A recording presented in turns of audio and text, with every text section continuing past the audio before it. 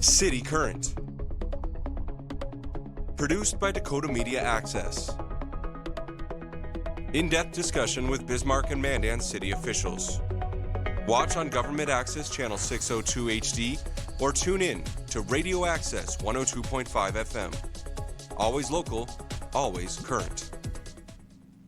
And coming up on City Current, recap of last night's City Commission meeting. We'll talk about Fire Station 6 update. Really interesting conversation on half-cent sales tax and street utility fee concepts, and get a land development code update. Thanks for joining us. I'm Tom Gerhardt from Dakota Media Access, joined as always by Jason Tomanek, Bismarck City Administrator. Jason, good to see you. Thanks, Tom. I'm glad to be here. Probably the nicest week of the year. Just to start out on a controversial note, thinking we should have done the show outside today. But that would have been great. You'd have been okay with that? Yeah. Yeah, this is some wonderful September weather. My gosh. The rain, everything is green. After the rain went away, Yeah. Except I have to mow my lawn every 2 days, but I'd rather do that than your use the steps in. snowblower and get the steps in. Last night's City Commission meeting started off with some community recognition and talk about a couple of people who have made, well, 3 in this case, a dynamic impact on the city of Bismarck, really the whole region. And right off the bat, we're talking about Susan Lundberg and Stephanie Delmore and the work that they've done with Sleepy Hollow. Yeah, a tremendous career for the two of them, but also a tremendous impact on the Bismarck-Mandan community. And I think that's what Mayor Schmitz really wanted to point out is the Lundberg sisters, as often as they're referred to, but Susan and Stephanie and the Sleepy Hollow Summer Theater and Arts Park have just impacted thousands of lives across Bismarck and Mandan with their dedication to the performing arts and just fostering a wonderful environment for kids and their families and audiences over the years. I know I've got a couple of nieces that are very involved with the Sleepy Hollow Summer Theater, and it's a lot of work for their parents as well. Yes, to help with all the sets and the costumes and the productions and everything that goes into it. But I know this year they had just really, really high numbers at their performances. Wizard of Oz and Grease were the two this summer. Great titles, great opportunities for the kids, but the mayor and the commissioners wanted to recognize them as a community engagement, an achievement award, and they are the first ones to be recognized in that manner. So there's some pictures on our social media page. Both Susan and Stephanie said some very nice things. They're such classy women. It's great to see them every time. So. We get accustomed to this and just kind of expect it, but we have to remember at some point this was just an idea, and how far they've taken it, and like you said, the impact they've made on kids and families through the years, just phenomenal. Amazing addition to our community, and I think the mayor said last night, everybody always looks forward to what's coming up next summer at Sleepy Hollow. Another familiar face received some recognition last night, somebody I used to work with and in the same industry, and that's Monica Hannon, over 40 years at KFYR TV, and the mayor acknowledged her last night, and I think her last day on air is Friday of this week that we're taping this. Friday, September 26, 2025 is officially proclaimed as Monica Hannon Day. And so the proclamation that the mayor read last night, of course, we'll have that posted on our website. I believe it went out on social media as well. But you're right, to recognize the dedication that Monica has given to this community night in, night out for 4 decades, it's just phenomenal. So kudos to her.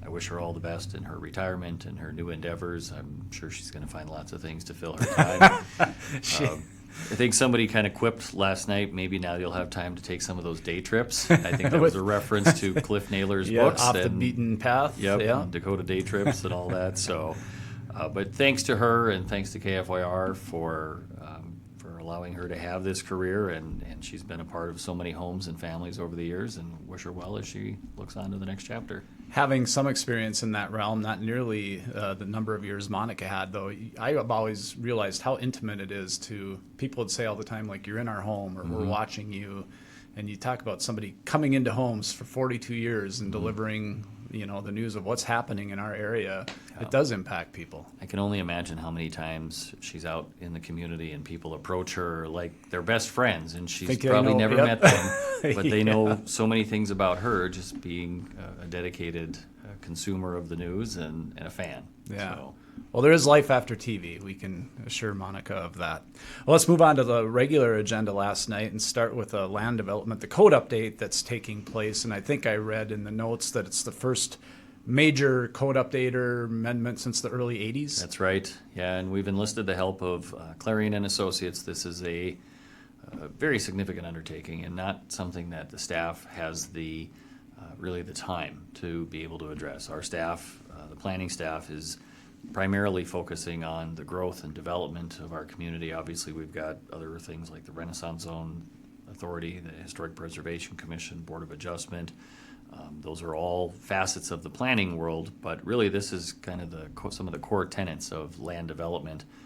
When we talk about the Land Development Code, often referred to as zoning, these become the regulations that help kind of weave the fabric that is Bismarck in the future. And the consultants last night talked about some of the potential changes that we'll be seeing, kind of focusing on the downtown area for right now. If you're, and I imagine most people aren't, but if you are familiar with a zoning map, you would know that we have a downtown core zoning district, we have a downtown fringe district, which is kind of where it transitions from that urban center to more of a residential area.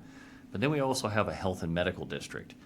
And in many ways, the health and medical district is part of downtown. It's still very walkable, it's very connected, and some of those uses that are going on in the health and medical district are very office type in nature. And so it makes a little bit of sense to eliminate an extra call out for something that frankly is allowed in an office district or in a downtown area anyway. So there are some efficiencies and some streamlining of the ordinances is what they were talking about there.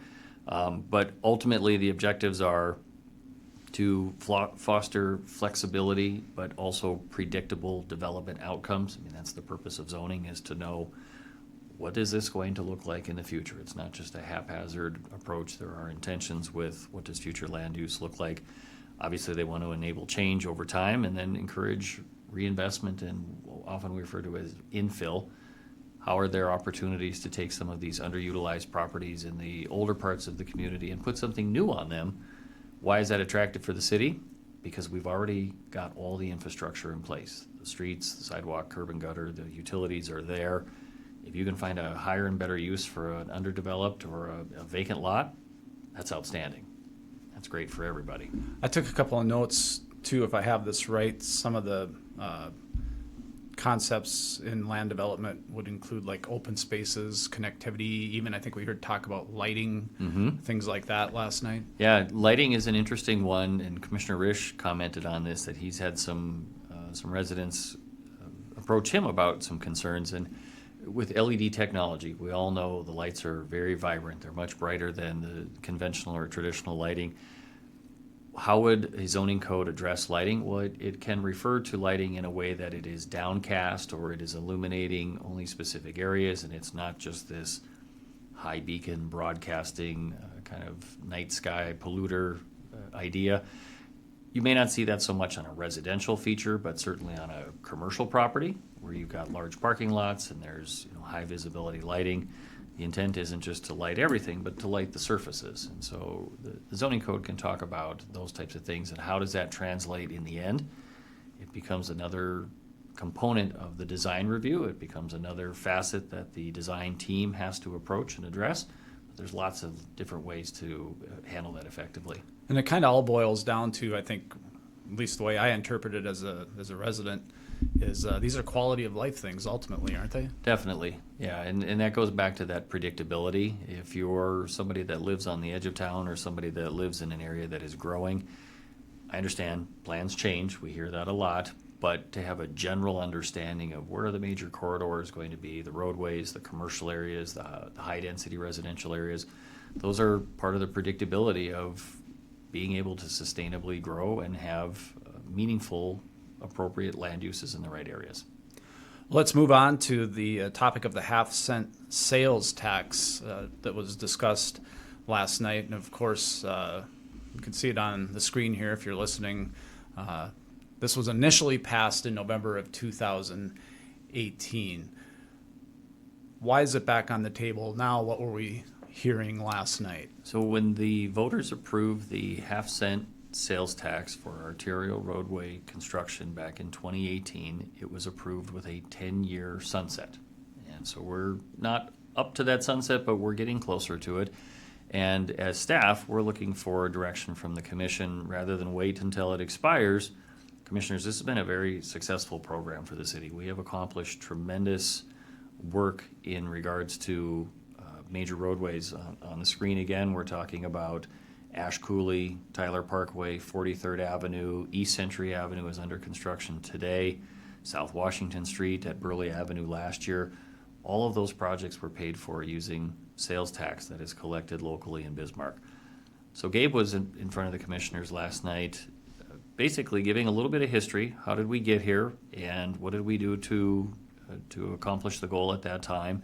But then also to seek direction. Do we want to go out and request this half-cent sales tax again? And the general consensus from the commission was yes, and to direct Gabe and others to basically go out and share this information throughout the community. And looking at kind of a timeline of when that would happen, we're looking all the way towards June of 2026. That's the next municipal election. That's when there will be city commissioners, school board members, park board members, but then also oftentimes home rule charter or local ordinance things would come up at that time. So the intent is to have this be a question on the June primary ballot for 2026. And what are we asking? We're ultimately asking the voters, do you like this concept? Do you like the way these roads are being improved and paid for? If so, here's a new list of projects that we would be anticipating to try and accomplish over the next 10 years. Voters, do you like this idea, yes or no? I mean, that's about as boiled down as we can get it. And so Gabe was talking last night about some of the future projects to be considered, Which we can see highlighted now on our screen if you're watching.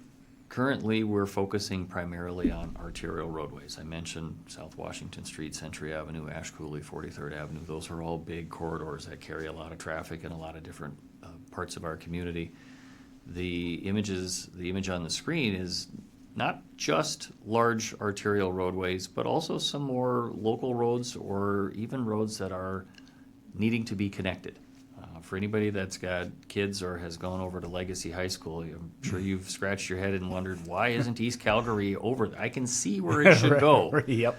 Well, there's a long story. That's for a different program. And frankly, it's not land that the city has ownership of. We don't have the right-of-way to build the road. It's privately owned.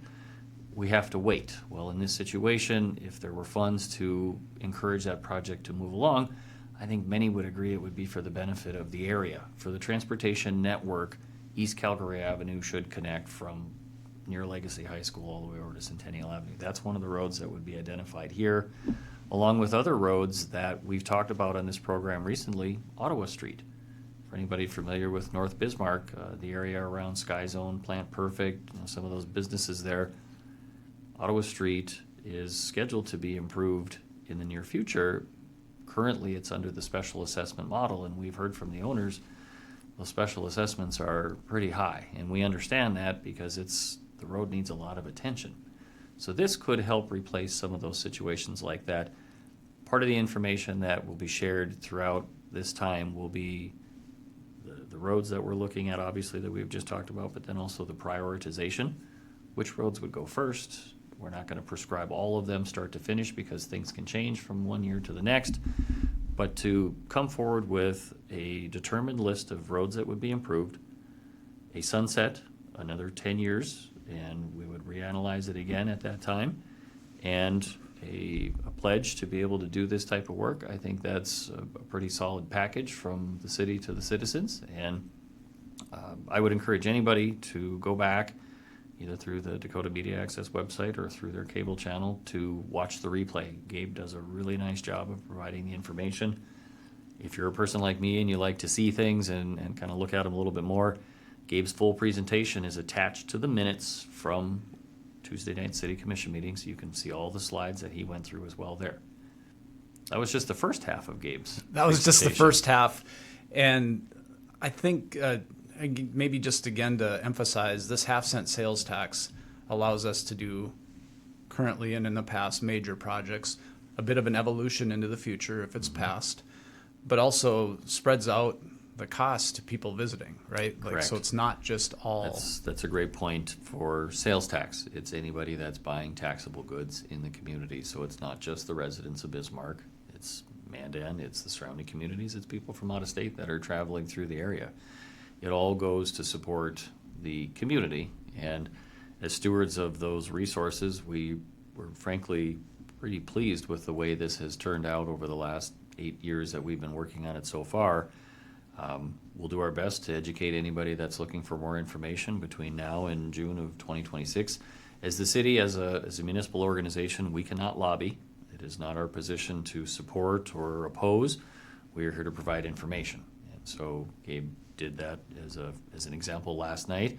And for service clubs or organizations or any groups that are out there that would like to know more, please feel free to contact either city administration or city engineering, and either myself or Gabe would be delighted to bring this information to a group as well. And we've also talked about probably some sort of community meetings. In the past, we've had really good success meeting at Walker Middle School. They've got a great cafetorium where we can engage and put up information and invite people in, kind of more of an open house style. Right. I think something like that would definitely be another opportunity for us to get out there and answer questions and just share more information. Well, you mentioned it was just one of two topics that Yeah. Gabe brought up. The second one, I think, is going to garner a lot of interest, and it's what I guess you're referring it to as a street utility fee. Right. And I'm not the expert here, so I'm not going to try and unbundle it, but essentially residents would be assessed a fee which would take care of a number of street maintenance and special assessments across the city. Right. Yeah. I think maybe one of the easiest ways to say it is currently we have a utility bill, and we intentionally call it a utility bill because it's not just your water consumption. It's trash collection, it's recycling, it's street lights, it's curb and gutter. There's a number of fees that are part of your utility bill. What the proposal is here is to add an additional fee every month. And what would that fee cover? It would essentially replace the need for special assessments for street maintenance projects. And when we talk about street maintenance, it's the chip seal, it's the mill and overlay, it's the crack sealing, it's the typical things that we have historically charged special assessments for. And a special assessment, for anybody that's not familiar, it's about a 7-year term. And it's an installment plan, really, for the work that the city contracts to have done in and around the district. And typically that's adjacent to property that an individual owns. So if you're a homeowner today and the city comes by and repairs the streets in your neighborhood, you're going to get a bill for a few $1,000s, $4,000 or $5,000, depending on the size and scale of the project. And then you will have 7 years to pay off those special assessments. And many people would incorporate that into their mortgage payment if they have one. You can certainly choose to pay it off in a lump sum right at the beginning and not have to carry any of the interest cost. Or you can just make the payments in installments annually. This fee would replace that entire system. It would be a monthly fee that's added to your utility bill that would cover those types of projects. And I guess one of the thoughts that I've had about this one, ultimately it would save the city money because we wouldn't have to bond for the project, so we would have a 3% cost reduction just right off the top because we don't have the carrying costs that go along with bonding. The intent is not to collect an exorbitant amount of money. The intent is only to collect enough money to pay for the projects the following year. And it just becomes a very simple pattern. The mayor pointed it out. He said, this is not intended to be a large fund of money. This is just intended to cover the projects each year. One thought is it's something that households could budget into their monthly cycle. And so a lot of people are probably wondering, well, what would that fee be? Right now, on a residential property, the final determination hasn't been set. That's part of what will be discerned as we go through this information gathering and sharing, and we'll get feedback from the citizens. But right now, the number that Gabe shared last night for a residential property would be $30 a month, $360 a year. When you compare that on a 7-year time span over the life of a special assessment, this would be, in many cases, a lower amount than a traditional special assessment. And part of that would be because we're not paying that carrying cost of the bond to go with it. And he shared too that so this would be single family homes, but it'd also be apartment complexes. Of what was the split between residential and business, like 40-60. So it'd be spread out over a large. Wouldn't include. There were a couple of carve-outs. I think parks and schools. Because of the way the Century Code is worded, the parks and school districts, they have a means to collect revenue for special assessments, and that was some of the things that we worked on with the last few legislative sessions, and we weren't able to get there. So right now, the way it works today, everything is fine. If we were to move to the street utility fee model, the parks and schools would have to be looked at a little bit differently. One concept might just be to exempt them from the pool altogether, because I think it's fair to state the revenue that schools and parks generates in many cases is taxpayer revenue. If we were to exempt them from those districts, that money the projects still get done, the money just gets spread a little differently, but it's still the same amount of money for the project. So there are some things that need to be decided as we go forward. I think your question for apartments and manufactured home parks, there would be an individual rate per unit. And I think it was $750 a month yeah. right now. And yes, mobile home parks do have private streets within their networks, but I think it was Commissioner Connolly that pointed out, someone that lives in an apartment or a mobile home is just as likely to have as many vehicles as somebody that lives in a stick-built home. It doesn't matter, and where you live, it's the number of people that are living there and the number of adults and cars you choose to have. Ultimately, that's what impacts the life of the roadway. And so even though you're driving on a private street to get to your home in a manufactured home park, you're still part of the bigger street network that the city maintains for the greater good. And we had a graphic up earlier, but just a couple of things that this wouldn't cover in terms of special assessments were new construction. Correct. I think you said street lights, curb and gutter, sidewalk. So it wouldn't cover everything, but it would cover a number of street projects. Chip seal, mill and overlay, full depth pavement rehabilitation, and then pavement repair. But I think that's an important distinction. So new neighborhoods, we call them greenfield assessments. New neighborhoods would still have special assessments at the discretion of the developer. Some developers choose to blend all of those costs into the price of the home and the lot. Others choose to go the model of special assessments. So for new construction, new neighborhoods, there would still be specials. This is not meant to address that.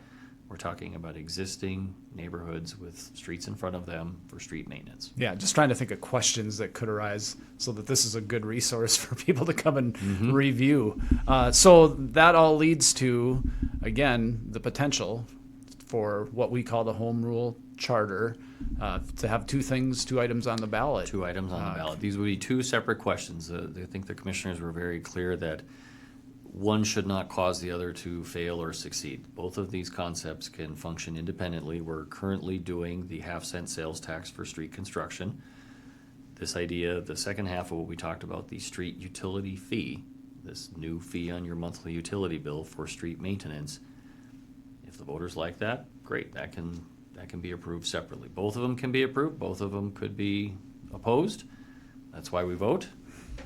So June of 2026 is when we will, that is our target. We'll have to have all of this determined by March of 2026. Century Code guides our direction here as far as the number of days before the election when the ballot language has to be approved and all of that. So still work to be done, no question about it. We've got some final answers that we will get to between here and March, but I think we'll be talking about this. And a lot of public input.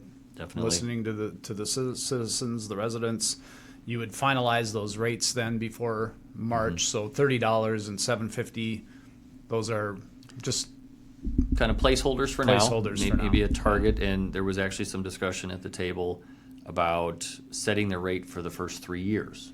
and just kind of establishing that so the citizens, the property owners can work that into their routines, to their budgets, and I guess just discern from there what would the rate need to be adjusted to. It's likely, depending on the scale of the projects, the rate, it could be perceived that the rate could go down from year to year, but we will always have street maintenance as we continue to grow. We're only adding more to that infrastructure, more assets for us to manage. So we will see. We'll see what happens.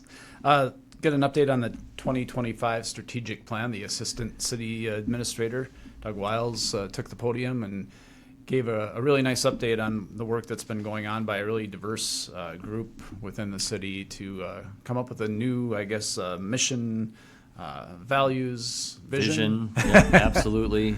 Doug's done a great job. This was a good opportunity here for him to really immerse himself in all the various departments and components of the organization. Commissioner Zenker lent his talent and time to this as well, and I think that was good for a commissioner to be involved with this. For us, this strategic plan was inwardly focused. The last time we updated our plan in 2019, we took it to the community. We were at Street Fair, we had town halls, we had lots of public feedback. This time, because we've had a lot of new faces in leadership roles, we've gone through a bit of a generational shift where some of that institutional knowledge has retired. We've got new people making new decisions. A strategic plan, for anybody that is familiar with one, it's a guiding document. It's something that we will use to help us make decisions that are impacting the community, the organization, the workforce, the work that we do. And we will tether ourselves to the mission and the vision and the values, because they weren't just pulled out of a cookie jar. They were discerned through a lot of discussion and input and feedback and collaboration. Sounded like some spirited discussion, too, we heard last night. As there should be. It shouldn't all be people agreeing to the same thing. I think it's great when we can have that respectful dialogue, because in the end it gets us to where we want to be.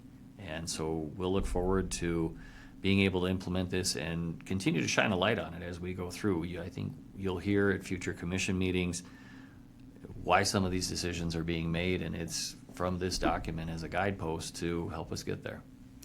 Got an update from Chief Baseflug on Fire Station 6, which would be that new fire station in far southwest corner of Bismarck. Pretty brief presentation, but things are rolling along. An architecture firm has been selected. Correct. A local firm has been selected to do the design work.